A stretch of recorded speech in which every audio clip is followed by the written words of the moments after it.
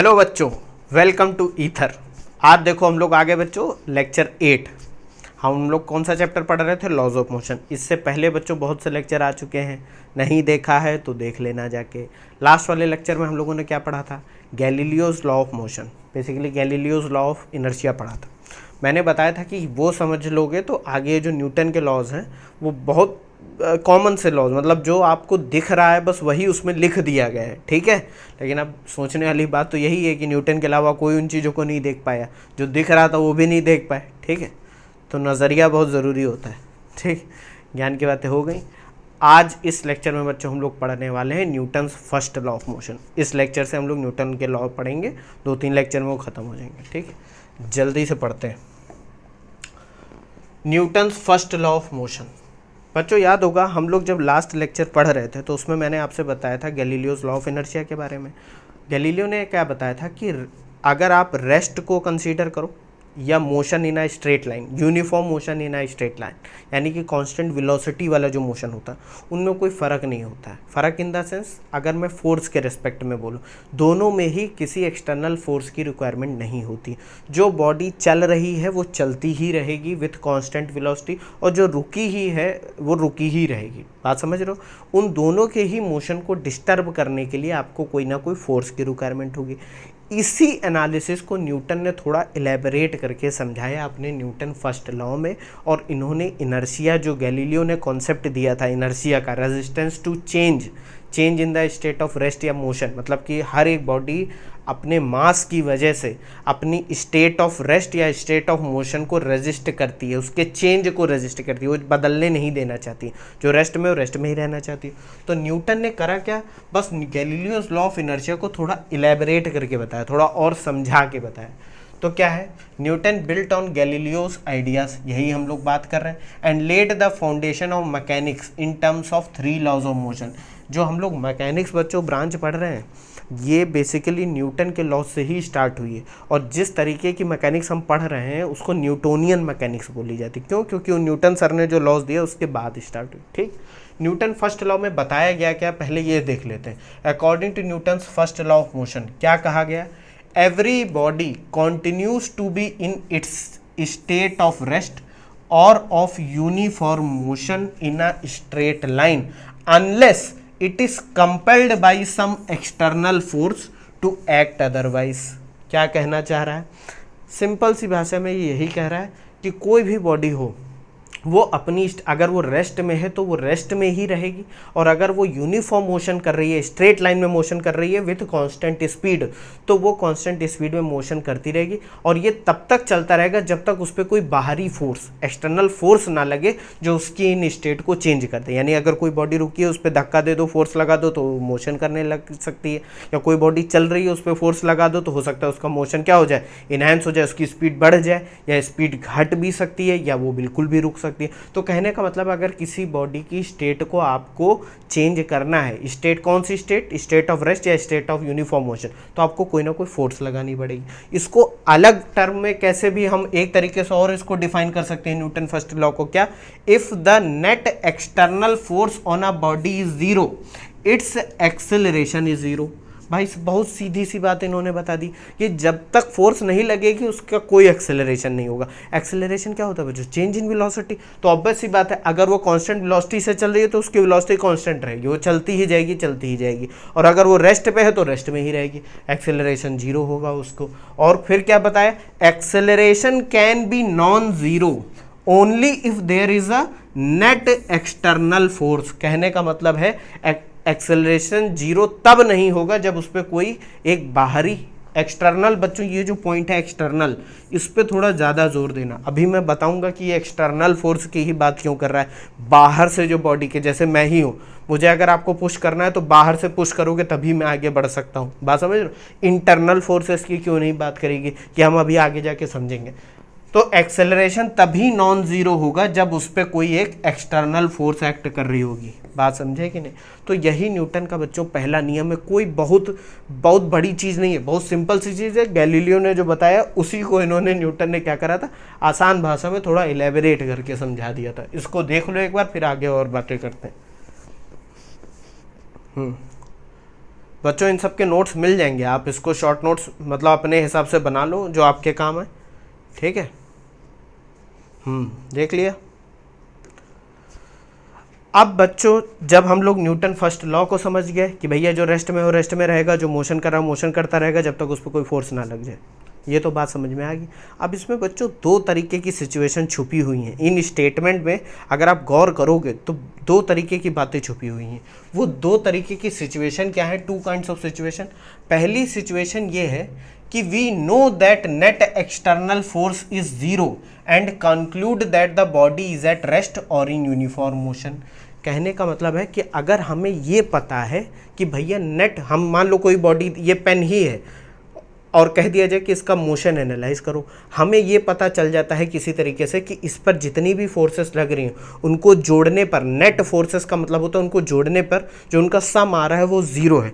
तो क्या हम ये कंक्लूड कर सकते हैं फ्रॉम न्यूटन फर्स्ट लॉ कि ये बॉडी या तो रेस्ट में है या ये यूनिफॉर्म मोशन कर रही है स्ट्रेट लाइन में। देखो बच्चों दो बातें ध्यान रखना, रेस्ट में तो समझ में आ गया होगा, uniform motion in straight line की बात करी जा रही है, कोई कर्व पाथ पे ये इन सब की बात नहीं कर रहे, वो बॉडी स्ट्रेट लाइन में कॉन्टिन्यूअस यूनिफॉर्म मोशन करेगी। बात समझे? तो क्या हम ऐसा निष्कर्ष निकाल सकते हैं?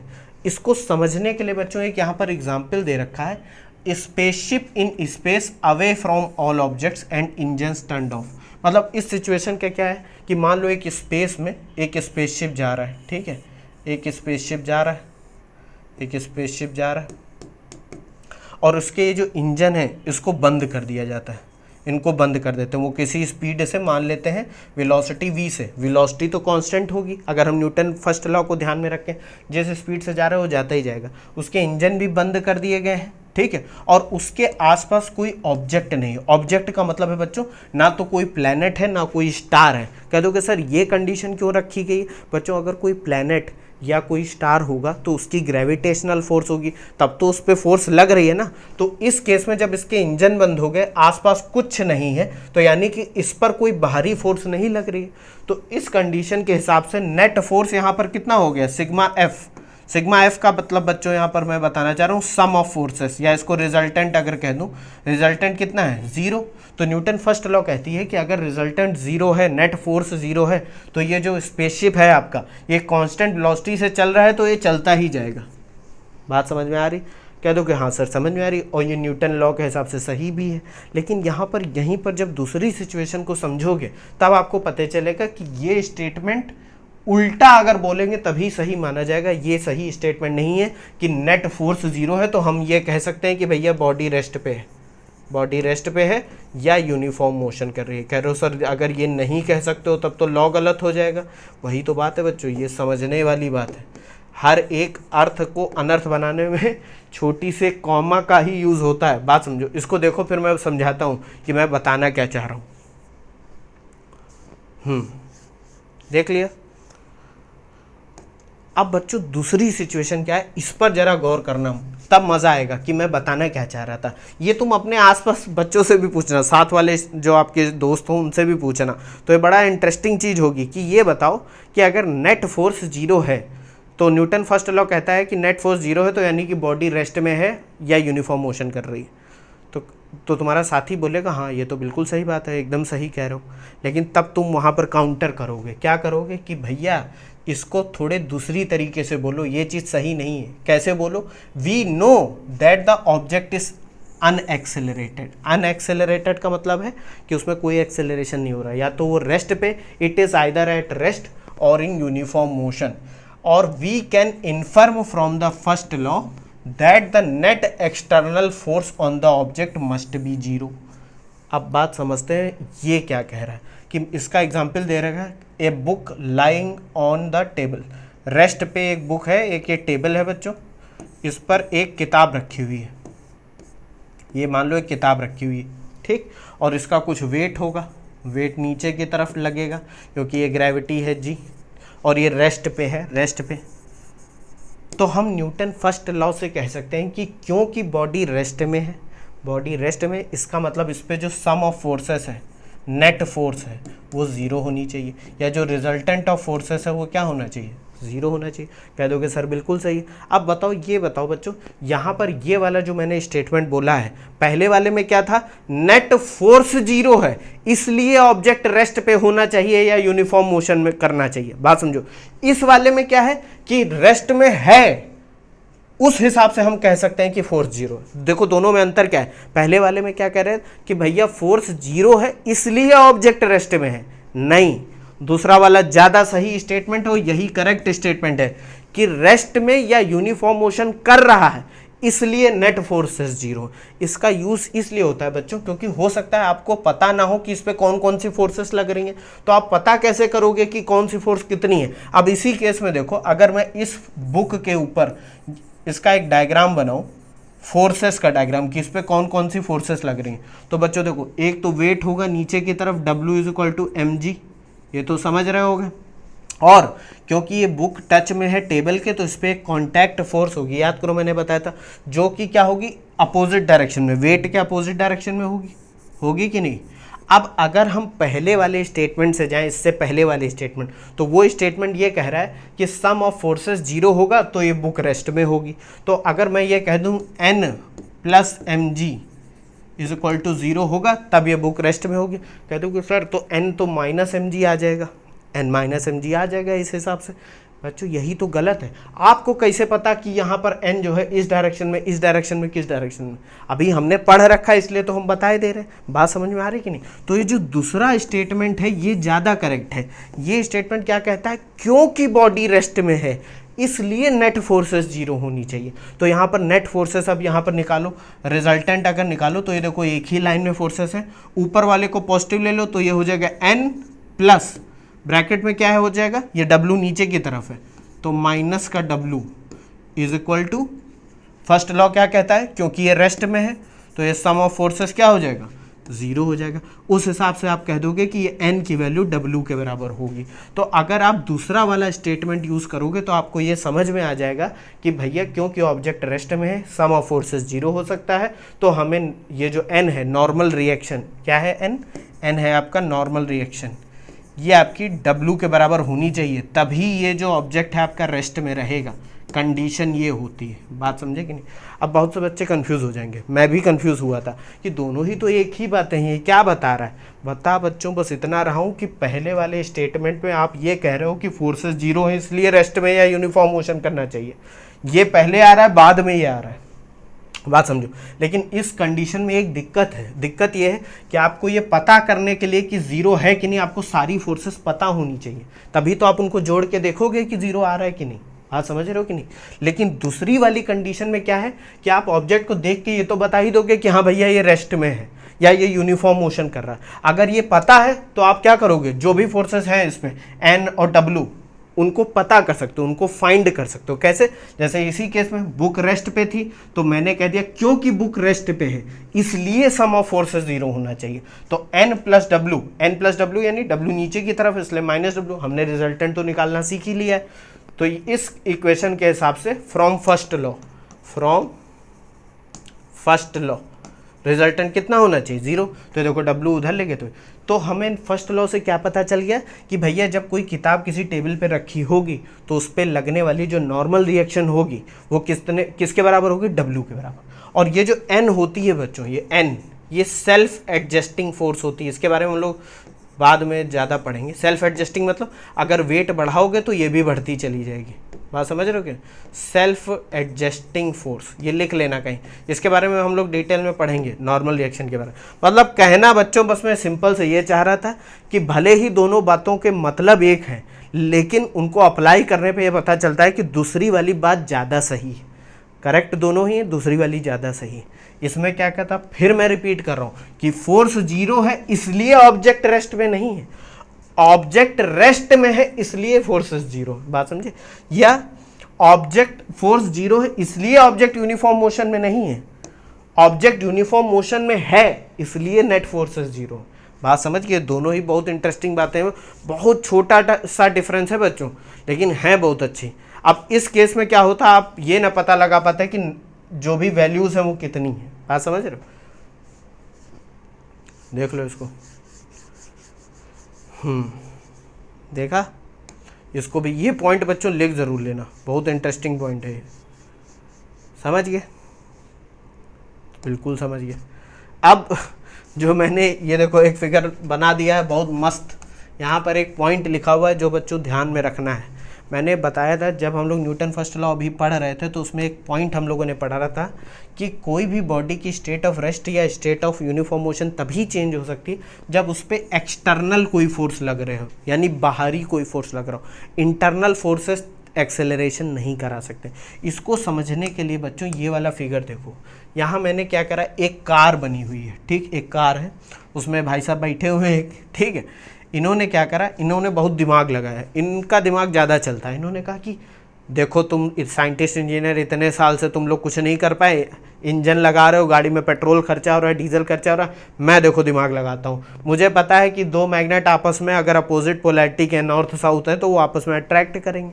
एक मैग्नेट मैं अपनी कार में लगा दूंगा और एक मैग्नेट को आगे ऐसे इस लिंक से वो मैग्नेट लगा दूंगा जो इसको खींचेगा तो मेरी कार आगे बढ़ जाएगी। अब बच्चों बताओ क्या है, कार आगे बढ़ेगी?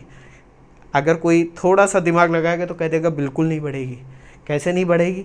क्योंकि देखो ये जो मैग्नेट है, ये जो लिंक बना हुआ है, ये सब इस कार का ही हिस्सा है। तो ये मैग्नेट इसको तो अपनी तरफ खींच रहा है और ये मैग्नेट लेकिन इसको भी अपनी तरफ खींच रहा है, दोनों ही एक दूसरे को आपस में खींच रहे हैं। तो ये क्या कार आगे चलेगी? बिल्कुल नहीं चलेगी, क्योंकि ये इंटरनल फोर्स है, ये कोई एक्सटर्नल फोर्स नहीं है बच्चों। ये जो फोर्स है ये इंटरनल फोर्स है, ये सिस्टम की इंटरनल फोर्स। और सिस्टम यहाँ पर क्या है? सिस्टम है यहाँ पर ये बंदा, ये गाड़ी और ये लिंक और ये मैग्नेट। बात समझो, कार कहाँ चलती है? कार चलेगी रोड पर, चलेगी कि नहीं? तो क्या रोड की तरफ से कोई फोर्स आ रही है इस पर? नहीं आ रही, तो कैसे चले? इसको धक्का देना है तो आप इसको ऐसे ऐसे पुश करो। अब कोई बच्चा यहाँ पर एक दिमाग लगा सकता, मैं आपकी जगह होता तो दिमाग लगाता, कहते सर ये मैग्नेट से भी चल जाती।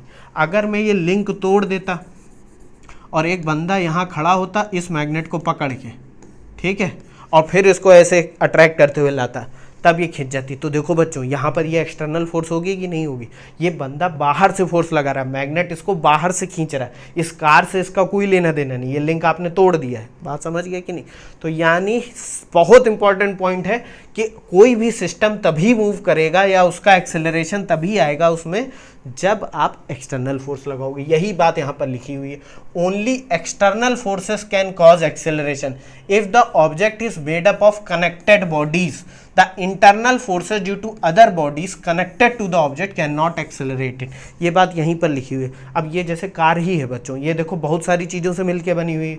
इसमें ये देखो लिंक है, मैग्नेट है और ये टायर, इनके बीच में जो फोर्सेस हैं वो इसका मोशन नहीं करा पाएंगी। बात समझो, जैसे मैग्नेट के बीच में फोर्स थी, ये लिंक कनेक्टेड था, जो बाहर से फोर्स लगेगी, जैसे अगर मैं लिंक तोड़ के मैंने ये वाला एग्जांपल दिया कि कोई बंदा है जो मैग्नेट ऐसे दिखा रहा है, तब तो कार आगे बढ़ जाएगी क्योंकि वो बाहर से आ गया, सिस्टम बाहर चला गया, या पीछे से कोई इसको धक्का देगा तो एक्सटर्नल फोर्स लगे। लेकिन इनके खुद के लिंक्स के बीच में जो फोर्सेस लग रही हैं इंटरनल, वो मोशन नहीं करा पाएंगे, यानी वो एक्सेलरेट नहीं करा पाएंगे। अगर रेस्ट में हो तो रेस्ट में ही रह जाएगी। बात समझे कि नहीं?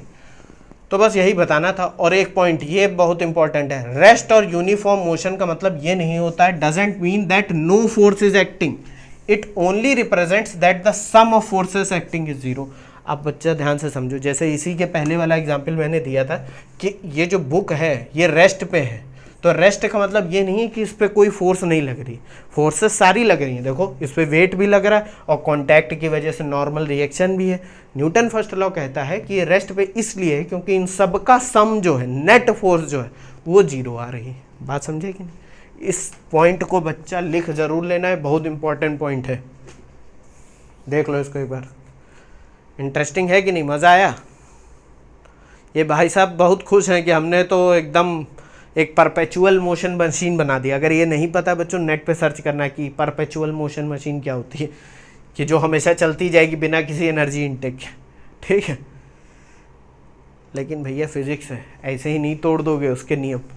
इनर्शिया, अब देखो न्यूटन के लॉ में जो ये बातें करी गई कि जो रेस्ट में है वो रेस्ट में ही रहेगा, जो यूनिफॉर्म मोशन कर रहा है वो यूनिफॉर्म मोशन करेगा। तो अब यहाँ पर बात आती है ऐसा हो क्यों रहा है? तो भैया गैलीलियो ने बताया था कि इनर्शिया एक प्रॉपर्टी है जिस भी ऑब्जेक्ट में मास होता है, यानी मटेरियल है, मास, MASS मास, उसकी एक प्रॉपर्टी होती है इनर्शिया, जिसकी वजह से वो या तो रेस्ट में रहेगा और अगर यूनिफॉर्म मोशन कर रहा है तो वही करता रहेगा।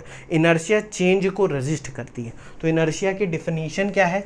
It is the property of a body by virtue of its mass, मतलब उसके मास की वजह से, due to which it opposes any change in its state of rest और ऑफ यूनिफॉर्म मोशन।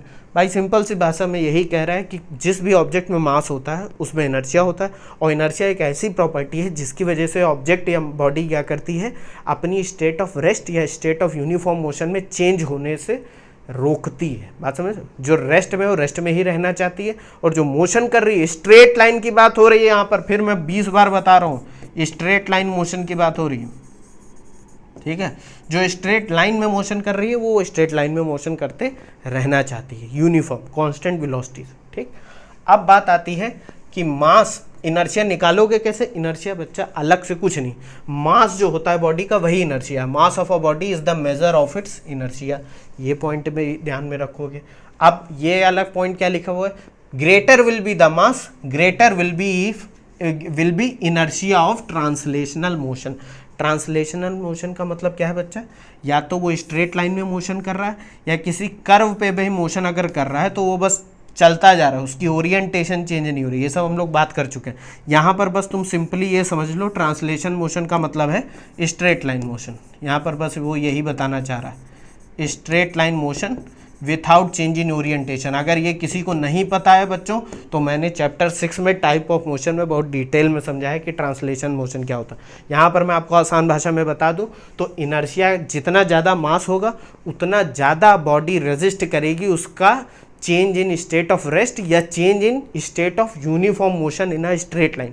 अगर वो स्ट्रेट लाइन में चल रही है एक कांस्टेंट स्पीड से, तो उसका मास ज़्यादा होगा, तो उसको उस मोशन को चेंज करने के लिए आपको ज़्यादा फोर्स लगानी पड़ेगी। बात समझ रहे हो? क्योंकि इनर्शिया रेजिस्ट कर रहा है, चेंज नहीं होने देना चाह रहा है। बात समझे? Greater will be inertia of translational motion and greater will be the resistance to change in its state of rest और यूनिफॉर्म मोशन। बस अब इसका एक बहुत छोटा सा एग्जाम्पल देता हूँ। ये पेन है, ये रेस्ट में है, इसको आगे बढ़ाने के लिए आपको बहुत कम फोर्स लगानी पड़ रही है। यही जगह अगर यहाँ पर एक कार खड़ी होती, भारी सी कार, उसको आपको पुश करने के लिए, मोशन रेस्ट को डिस्टर्ब करने के लिए ज़्यादा फोर्स लगानी पड़ती, क्योंकि कार का मास ज़्यादा है तो कार का इनर्शिया ज़्यादा है, और क्योंकि उसका इनर्शिया ज़्यादा है तो अपनी स्टेट को चेंज होना इतनी आसानी से नहीं देगी। बात समझ रहे हो कि नहीं? तो वही यहाँ पर लिखा हुआ है, बहुत सिंपल सी बात है, इसको देख लो एक बार। अब बात आती है इनर्शिया बच्चों अलग अलग एप्लीकेशन में अलग अलग तरीके से एप्लीकेशन में आता है, मतलब यूज़ में आता है। कैसे, वो अभी मैं बताऊँगा। इसको देखो पहले, इंटरेस्टिंग है बच्चों ये लॉ ऑफ मोशन। इंटरेस्टिंग बच्चों, देखो कोई चीज़ भी इंटरेस्टिंग अगर नहीं भी है तो इंटरेस्टिंग बनाना पड़ता है। ये लॉ बहुत इंटरेस्टिंग है अगर आप इतनी बारीकियों से चीज़ों को समझोगे। सिर्फ इतना पढ़ लो, हाँ जो रेस्ट में हो रेस्ट में रहेगा, जो मोशन में हो मोशन करता रहेगा, तब ज़्यादा मज़ा नहीं आएगा। ये तो आप लोग 9th-10th में भी पढ़े थे। लेकिन जब इन बारीकियों को समझोगे, छोटी छोटी बातों को जानोगे, तो आपको अरे ऐसा भी होता है। अब मैं आपको एक होमवर्क दूंगा। लोगों ने ये तो बता दिया कि मास होता है इसलिए इनर्शिया है। बात समझो, ये आपके लेवल के जो क्वेश्चन देने जा रहा हूँ आपके लेवल पे अभी नहीं है, फर्स्ट ईयर 12th में, लेकिन आप सोचना जरूर इसके बारे में। आप ये सोचना कि ऐसा क्या हो जाता है कि मास की वजह से वो बॉडी जहाँ पर है वहाँ रहना चाहती है, जिस स्टेट में उसमें रहना चाहती है। ये सोचना जाके बहुत इंटरेस्टिंग है। इसको देख लिया, बहुत बातें हो गई।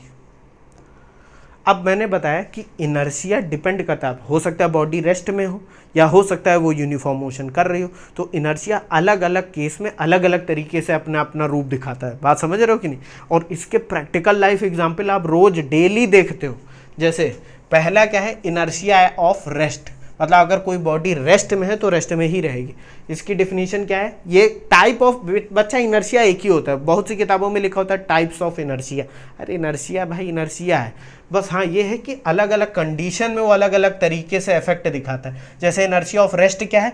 Resistance to change in state of rest, मतलब जो बॉडी रेस्ट में हो रेस्ट में ही रहना चाहेगी। बात समझे? इसके एग्जाम्पल देखते हैं। पहला एग्जाम्पल, बहुत प्यारा एग्जाम्पल। अगर कोई बस, जैसे आप बस में तो बैठते हो या कार में बैठते हो, अगर वो सडनली स्टार्ट हो जाए, चलना चालू कर दे, तो आप क्या होता है? ऐसे पीछे हो जाता। आप बैठे हो मस्त, बस स्टार्ट हुई, आप क्या हुआ? ऐसे पीछे हो गए, हो गया कि नहीं, ये होता है कि नहीं? कहते हो कि सर होता तो है, ऐसा क्यों होता है? बच्चों ध्यान से समझते हैं। मान लो ये बस है, ठीक, और ये आप मान लो बैठे हो या खड़े हो, मान लो खड़े ही, तो आगे जब ये एकदम से बढ़ जाएगी, सडनली एक्सेलरेट हो जाएगी। एक्सेलरेट होने का मतलब क्या है? बस पे कहीं ना कहीं फोर्स आई है जिसकी वजह से आगे बढ़ रही। अब बात समझो, आप पर कोई फोर्स नहीं लगाई गई है, आप अभी वहीं के वहीं हो, ठीक, लेकिन बस एक्सेलरेट कर गई, बस आगे बढ़ गई। आपका इनर्शिया क्या चाहता है? इनर्शिया चाहता है कि आप वहीं रहो, और आप वहाँ हो, लेकिन बस तो आगे बढ़ गई। बात समझो, बस आगे बढ़ गई, तो आप वहीं रहे लेकिन बस आगे निकल गई, इसी की वजह से आप पीछे हो जाते हो।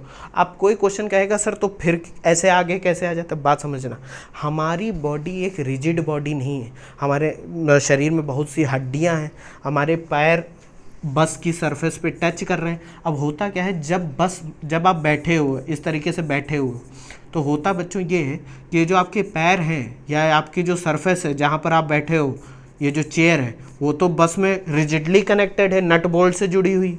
तो जैसे ही बस आगे बढ़ती है, ये सारे पोर्शन और प्लस आपके पैर जो कि फ्रिक्शन की वजह से आगे बढ़ जाते हैं, बस के साथ आगे बढ़ जाते हैं। लेकिन अपर बॉडी आपकी क्योंकि इनर्शिया है तो वो वहीं की वहीं रहती, नीचे वाला पोर्शन आगे बढ़ जाता है। बात समझे कि नहीं? इसीलिए आपको लगता है आप पीछे चले गए। बात समझ गए कि नहीं? और क्योंकि हमारी बॉडी में मसल्स हैं, वो उसको फिर से खींच के अपनी स्टेट में ले आती। ये होता है हमारे साथ, अगर आप ध्यान से समझो।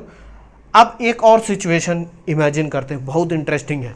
आप खड़े हुए हो यहाँ पर इस बस में, ऐसे खड़े हुए हो, ठीक, तो इनर्शिया ऑफ रेस्ट क्या करेगा, और मान लेते हैं ये जो बस है वो बहुत स्मूथ है, यानी इसकी सरफेस में कोई भी फ्रिक्शन नहीं है, लगभग ना के बराबर है। तो बच्चों होगा पता है क्या है, जैसे ही बस तेजी से आगे बढ़ेगी आप वहीं के वहीं रह जाओगे, बस आगे बढ़ जाएगी, आप यहाँ टकरा जाओगे, पीछे टकरा जाओगे। कैसे? बस आगे बढ़ेगी, ये वाली सरफेस आके आपके लड़ जाएगी पीछे वाली। बात समझ रहे हो कि नहीं? क्योंकि इनर्शिया आपको चेंज नहीं करने दे रहा है, आप तो वहीं के वहीं हो, फोर्स तो बस पे लगी है, कहीं नीचे टायर्स। समझ गए? ये बहुत इंटरेस्टिंग चीज़ है। तो यहाँ पर 2-3 चीज़ें पता चली कि क्योंकि सरफेस पे फ्रिक्शन है, आपके पैर लगे हुए हैं सरफेस पे, तो फ्रिक्शन आपको आगे खींच रहा है बस के साथ। अगर फ्रिक्शन ना होता तो आप कहीं पीछे टकरा जाते, क्योंकि आप तो वहीं के वहीं हो, बस आगे बढ़ गई। ये इतना आप आंखें बंद करके विजुलाइज करना, ठीक। बैठी हुई पोजीशन में क्या हो रहा है भाई, कि लोअर बॉडी क्योंकि कांटेक्ट में है बस के, तो वो आगे बढ़ जाती है, और हमारा अपर बॉडी इनर्शिया वहीं का वहीं है। बात समझ रहे हो? तो आपको लगता है कि आप पीछे हो गए, लेकिन क्योंकि हमारी बॉडी में भाई कनेक्टेड है ना, बॉडी टूट तो गई नहीं, तो वो उसको खींच के फिर कहीं आगे ले आएगी। ये देखो कितना बढ़िया एग्जाम्पल है बच्चों, देखा। दूसरा एग्जाम्पल क्या है, ये भी आप डेली लाइफ में देखते होगे कि जैसे पेड़ से आपको आम तोड़ने हैं, ठीक है, अपने जो बाग में पेड़ हो उनके आम तोड़ना, जाके ना मार खाओगे, ठीक है। ये आम ऐसे लटका हुआ है, ये ड्राइंग मत देखो बच्चों। अगर मैं इस आम को तोड़ना है तो मैं क्या करता हूँ, इस पेड़ को हिलाता हूँ और ये आम नीचे गिर जाता है। कभी सोचा है क्यों? अब कोई बच्चा कहेगा सर वो उसकी जो डाली है ये छोटी सी, ये स्टेम जो है वो टूट जाती है इसलिए नीचे गिर जाए। बच्चा ये टूटती कैसे? इसके टूटने का पीछे का कारण क्या है कि ये जो मैंगो है इसका खुद का एक इनर्शिया है, मास है इसके अंदर। तो आप हिलाते पेड़ को हो, वो मोशन वहाँ तक जाने में लगता है टाइम। बात समझो, ये मैंगो जो है वहीं का वहीं रहना चाहता है क्योंकि इसमें इनर्शिया ऑफ रेस्ट है। ये पहले रेस्ट में था तो रेस्ट में ही रहना चाहता है, लेकिन आपने पेड़ को एकदम से हिला दिया तो आम तो वहीं का वहीं बना रहा है, लेकिन ये स्टेम आपकी पेड़ के साथ हिल गई। बात समझे? स्टेम आपकी हिल गई, और इस स्टेम में इतनी ताकत नहीं होती है कि ये आम को खींच के ले जाए, इसके इनर्शिया को डिस्टर्ब कर दे। इसमें इतनी ताकत नहीं है कि इसके इनर्शिया को, यानी इसके मास को खींच के लेके जाए। तो स्टेम यहाँ से अलग हो जाती है और मैंगो आपका नीचे गिर जाता है। बात समझ गए कि नहीं? ये भैया ऐसे बैठे हुए हैं, यहीं कहीं बने, पेड़ हिल गया और इनके सर पे ये जो स्टेम लगी तो टूट के चली गई, ये यहीं के यहीं रह गए। बात समझ? तो यानी आप किसी से भी कहोगे कि भाई पेड़ से आम क्यों नीचे गिर जाते हैं, पेड़ को हिलाने पर, तो कह दो इनर्शिया ऑफ रेस्ट होता है, ठीक। एक और एग्जांपल, आप घर में आप सबके ब्लैंकेट या जो भी है आप उसको झाड़ते हो, ऐसे ऐसे झाड़ के मान लो ऊपर ओढ़ते हो या आपके टाल होगा उसको झाड़ते हो, तो उससे डस्ट पार्टिकल अलग कैसे हो जाते हैं। मान लो ये ब्लैंकेट है, इसको आपने जैसे ही झाड़ा तो जो डस्ट पार्टिकल हैं due to inertia of rest वो वहीं के वहीं रहते हैं। आप इतनी तेज़ी से झाड़ते हो कि इतना तेज एक्सेलरेशन होता है कि ये मोशन उसके इनर्शिया को डिस्टर्ब नहीं कर पाता है। बात समझे? और डस्ट पार्टिकल देखो हुआ क्या है, डस्ट पार्टिकल वहीं के वहीं है, ब्लैंकेट आपका नीचे चला गया। बात समझे? ये ब्लैंकेट है, इसमें बहुत सारे डस्ट पार्टिकल, आपने इसको ऐसे झाड़ा तो पार्टिकल वहीं वहीं रह गए, ब्लैंकेट नीचे आ गया आपका। बात समझे? ये डस्टिंग में भी देखो इनर्शिया ऑफ रेस्ट का यूज़ हो रहा है, इसको देख लो, ये बहुत इंटरेस्टिंग है बच्चों, मज़ा आया कि नहीं? देख लो इसको। फिर क्या है, जैसे इनर्शिया ऑफ रेस्ट होता है बच्चों, वैसे इनर्शिया ऑफ मोशन है। मैंने क्या बताया था, या तो रेस्ट में होगी ऑब्जेक्ट या यूनिफॉर्म मोशन होगा। तो इनर्शिया ऑफ मोशन क्या होता है? Resistance to change in state of uniform motion, यानी कि जो ऑब्जेक्ट यूनिफॉर्म मोशन कर रहा है वो करता ही रहेगा अगर उस पर कोई फोर्स ना लगाई जाए। तो इनर्शिया क्या चाहेगा कि वो चलता ही रहे, रुके मत। इसका अपोजिट एग्जाम्पल देखो क्या है, कि अगर बस रुक जाती है, मान लो बस में आराम से मस्त बैठे हो, बस पे ड्राइवर ने एकदम से ब्रेक लगा दिए, तो क्या होता है बच्चों? आप आगे की तरफ झुकते हो कि नहीं झुकते हो? कह दोगे हाँ सर झुक तो जाते हैं। ऐसा क्यों होता है? फिर वही चीज़ होती है। होता क्या है भैया, कि ये बस में जब ब्रेक लगाए गए तो ब्रेक तो बस पे लगा दिए गए, आप ऐसे मस्त बैठे हो, आप ऐसे बैठे हो, आपकी लोअर बॉडी क्योंकि बस के कांटेक्ट में है तो वो वहीं की वहीं रुक जाती है। अपर बॉडी के इनर्शिया की वजह से वो तो चल रही थी ना, बॉडी पे तो अभी फोर्स लगा ही नहीं गई, तो बॉडी चलती रहना चाहती, इसलिए आप आगे झुक जाते हो ऐसे। लेकिन क्योंकि आपके जो बॉडी है वो कनेक्टेड है, तो थोड़ी देर बाद फिर क्या होता है, फिर आप वैसे आ जाते हो पीछे, क्योंकि बॉडी के अंदर मसल्स हैं वो कनेक्टेड है, इसलिए ऐसा हो जाता है। बात समझे कि नहीं? इसमें इसका एक एग्जांपल और ले सकते हो कि अगर कोई ब्लॉक रखी है, मान लो कोई रिजिड बॉडी रखी हुई, तो जब आप ब्रेक लगाओगे तो क्या होगा, वो आगे बढ़ जाएगी। हम पीछे इसलिए आ जाते हैं क्योंकि हमारी बॉडी में मसल्स हैं। इस पे जब ब्रेक लगेगा तो ब्लॉक आगे ही बढ़ जाएगी, उसमें मसल तो है नहीं कि उसको खींच के पीछे ले आएंगे। आप समझ रहे हो कि नहीं? तो ये भी एक अच्छा एग्जाम्पल है कि जब when a bus stop suddenly the passenger inside lean forward. दूसरा क्या एग्जाम्पल है, ये भी आपने कॉमन एग्जाम्पल देखा होगा, जैसे कि ट्रेन में नहीं लिखा होता बच्चों कि चढ़ती हुई ट्रेन पे ना चढ़ें या ना उतरें, ऐसे वो चलती हुई ट्रेन पे ना चढ़ें या ना उतरें, ऐसा क्यों लिखा होता? बहुत अच्छा एग्जाम्पल ये है कि मान लो ये ट्रेन है, ठीक है, या आप मस्त ये इसके दरवाजे, ये प्लेटफॉर्म आ गया है, ठीक, और ये ट्रेन आगे जा रही है, ये प्लेटफॉर्म आ गया है और ये मस्त ट्रेन क्या है, ये आगे जा रही, यहाँ पर कोई बंदा खड़ा है। अब एक बात बताओ, ये जो ट्रेन की स्पीड है वही इस बंदे की स्पीड होगी? कह दोगे सर बिल्कुल होगी। इनर्शिया क्या कह रहा है? इनर्शिया ये कह रहा है कि जब तक हम इस पे हॉरिजॉन्टल डायरेक्शन में कोई फोर्स नहीं लगा देंगे, इस एक्स डायरेक्शन में जिसमें मोशन, तब तक उसकी स्पीड यही की यही बनी रहेगी। ये बंदा अगर डायरेक्टली कूद गया परपेंडिकुलर डायरेक्शन, देखो मोशन इधर हो रहा है, ये कूद इधर गया, तो होगा क्या? होगा ये बच्चों कि हॉरिजॉन्टल डायरेक्शन में तो कोई फोर्स लगी नहीं, फोर्स तुम कूदे तो किस में कूदे? Perpendicular direction. तो तुम्हारे पास अब दो मोशन है, एक मोशन नहीं है, तुम डायरेक्टली कूद रहे हो ऐसे, लेकिन साथ ही साथ तुम आगे भी बढ़ रहे हो, क्योंकि ट्रेन की स्पीड, आपकी स्पीड ट्रेन की स्पीड है। जिस वक्त आप कूदे ट्रेन से, आपकी जो स्पीड है वही ट्रेन की स्पीड है। तो होगा क्या, आप यहां पर ना गिर के कहीं यहां पर गिरोगे आगे।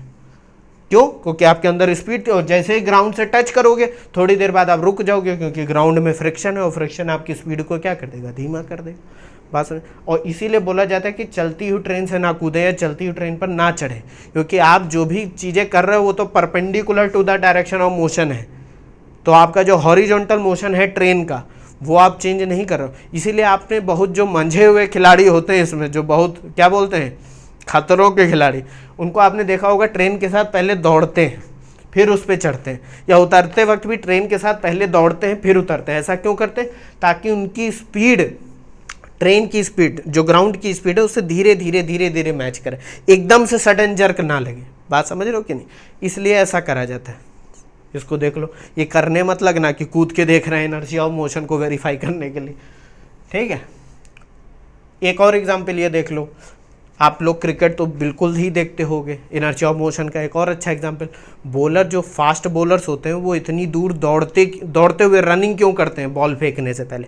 क्योंकि जब वो दौड़ रहे होते हैं उनकी जो स्पीड है वो बॉल की स्पीड में ऐड हो जाती है। तो जब वो फेंकते हैं तो एक तो बॉल को थ्रो करने की स्पीड प्लस वो जो रनिंग जितनी स्पीड उनकी बॉडी की है वो भी उसमें जुड़ जाती है। क्योंकि बॉल मान लो हाथ ही में पकड़े होते और ऐसे आगे दौड़ रहे होते, तो इस बॉल की स्पीड क्या होती है, इस बॉडी की स्पीड, आपने ऐसे फेंक दिया तो मेरी बॉडी की स्पीड प्लस जिस स्पीड से आपने फेंका दोनों ऐड हो गया। अगर सिर्फ खड़े खड़े फेंकेगा तो इतनी तेज नहीं फेंक पाएगा।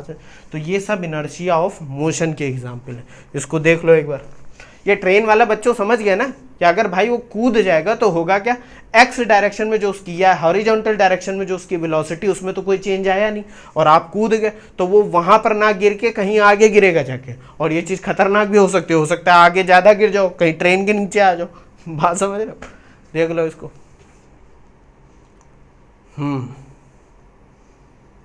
इंटरेस्टिंग है ये सब। एक चीज और देख लेते हैं, ये भी इनर्शिया ऑफ मोशन का ही एग्जाम्पल है। A ball throne upwards inside a moving train will fall. इसमें बच्चों 3 केस हैं, पहला है, दूसरा है, तीसरा है। कि भैया एक ट्रेन या एक बस मान लो, उसमें आपसे मान लो एक क्वेश्चन करा जाए, क्वेश्चन ये करा जाए कि ये ट्रेन जा रही है, इसके अंदर एक बंदा है, ठीक है, ये बंदा क्या करता है, इस बॉल को उछालता है वर्टिकल डायरेक्शन, और ये ट्रेन जा रही है इस डायरेक्शन में, किसी स्पीड मान लो v से जा रही है। तो क्वेश्चन ये पूछा जाता है, जब वो उछालेगा तो क्या होगा, बॉल उसके हाथ में आके गिरेगी कि नहीं गिरेगी। अब पहला केस ये कहता है कि बॉल उसके हाथ में आके तब गिरेगी जब ट्रेन की स्पीड कांस्टेंट हो, ट्रेन की स्पीड कांस्टेंट हो। तो आंसर आपका आना चाहिए हाँ भाई उसके हाथ में गिरेगी बॉल तब जब ट्रेन की स्पीड कांस्टेंट हो।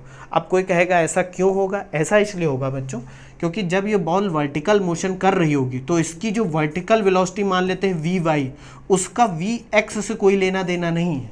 तो जब वो ऊपर जा रही होगी तो वो साथ ही साथ आगे भी उतनी ही स्पीड से बढ़ रही होगी। वो हमें अंदर ट्रेन में नहीं दिखेगा, जो बाहर बंदा है वो क्या देखेगा, वो ये देखेगा कि बॉल कुछ ऐसा मोशन कर रही है, प्रोजेक्टाइल टाइप का मोशन कर रही है। कैसे, ऐसे उछाला वो फिर हाथ में आके गिर गई।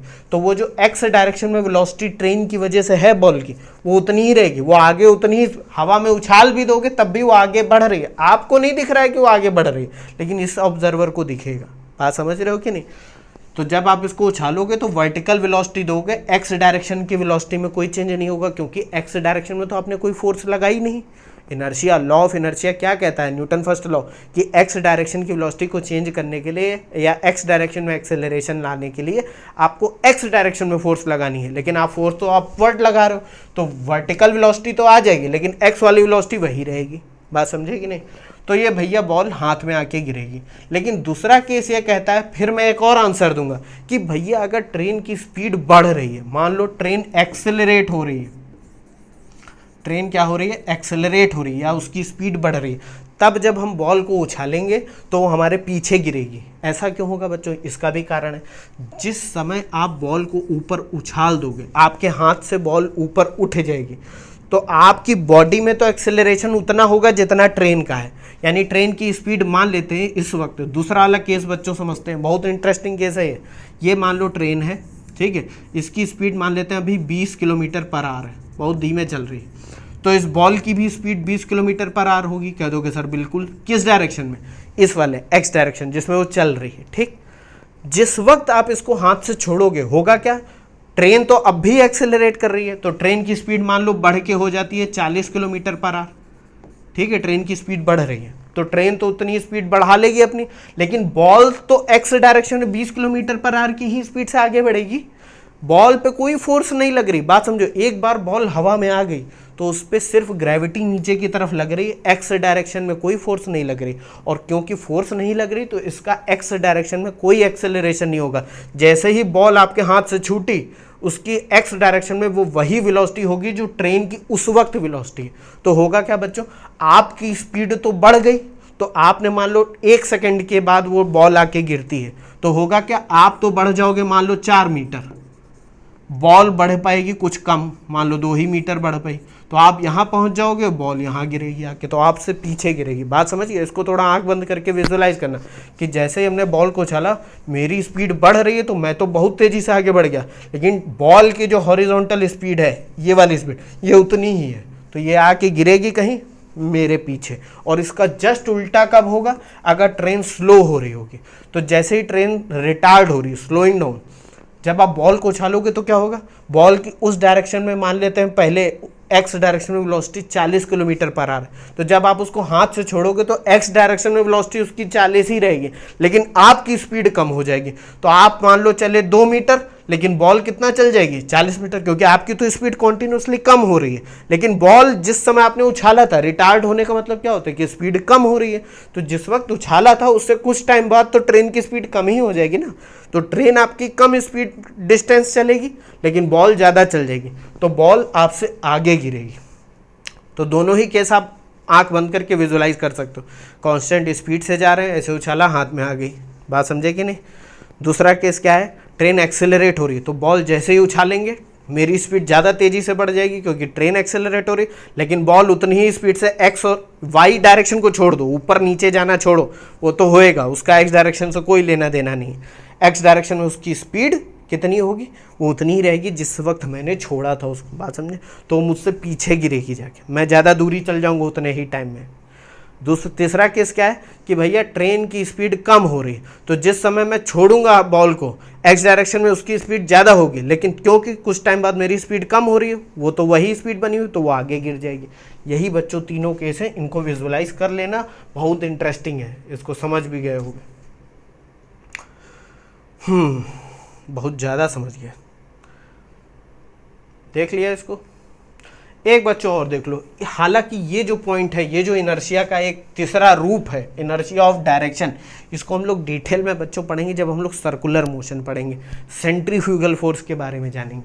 लेकिन फिर भी मैं यहाँ आपको थोड़ा सा एग्जांपल दे रखा हूँ। Inertia of direction, inertia of direction क्या होता है, जैसे कि नाम ही है, resistance to change in direction of motion, मतलब कि इनर्शिया की वजह से आपकी जो बॉडी है वो मोशन की डायरेक्शन नहीं चेंज होने देना चाहती है। अगर आप स्ट्रेट लाइन में मोशन करके टर्न लेना चाह रहे हो तो वो इनर्शिया चाहेगी कि आप टर्न ना लो, आप स्ट्रेट लाइन में ही चलते रहो। इसका एग्जाम्पल देख लेते हैं।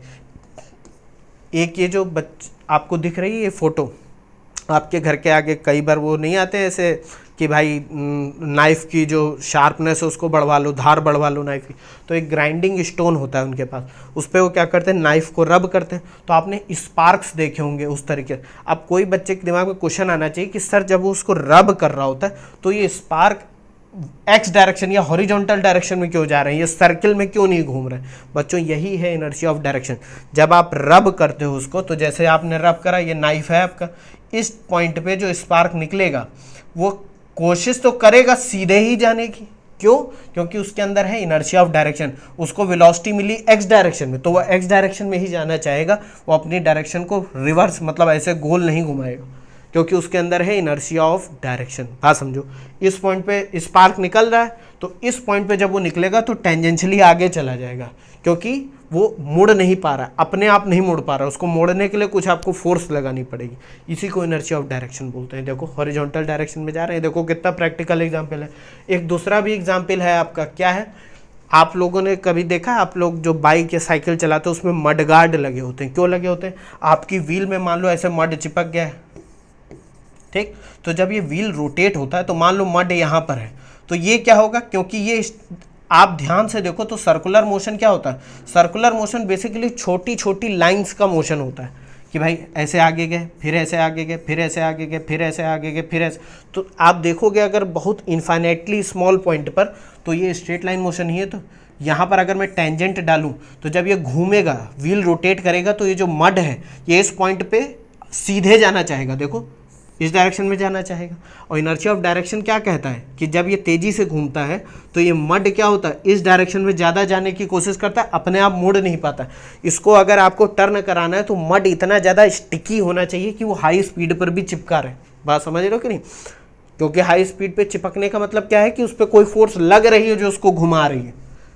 बात समझे, यही इनर्शिया ऑफ डायरेक्शन। तो इससे बचाने के लिए यहाँ पर आप क्या कर देते हो, मड गार्ड लगा देते हो, ऐसे मड गार्ड लगा देते हो, ताकि ये जो मड यहाँ से उछल के आ रहा है वो यहाँ पर लग जाए, वरना कोई पीछे जो बंदा होगा उसको गीला कर दोगे पूरा, ठीक है। और यहाँ मड गार्ड क्या होता है, जो मड यहाँ से आ रहा है उसको रोक ले। बात समझ, मड गार्ड इसीलिए लगाया जाता है। एक और एग्जाम्पल छोटा सा देख लो, जब कार किसी रोड पर शार्प टर्न लेती है, तो कार अगर राइट जा रही है तो आप देखो लेफ्ट, ऐसे आपको नहीं लगता है कि आप लेफ्ट की तरफ झुक गए हो, ऐसा क्यों होता है बच्चों, ये इनर्शिया ऑफ डायरेक्शन ही है। आप देखो, आप ऐसा नहीं होता कि आप लेफ्ट में हो, कार राइट में मुड़ गई है, तो जरा फ्रेम ऑफ रेफरेंस से समझना, जहां बैठे हुए आप, कोई चीज आप स्ट्रेट लाइन में जा रहे हो वो राइट में मुड़ जाए तो आप तो उसके लेफ्ट में ही हो गए ना। बात समझ रहे हो, फिर से सुन लो, आप बैठे हो कार में, कार मुड़ गई, एकदम से शार्प टर्न ले लिया, तो आप लेफ्ट में नहीं जा रहे हो, बेसिकली क्या हुआ, कार मुड़ गई है, आप वहीं के वहीं हो, तो आपको लग रहा है कि आप लेफ्ट में चले जा रहे हो। बात समझे कि नहीं?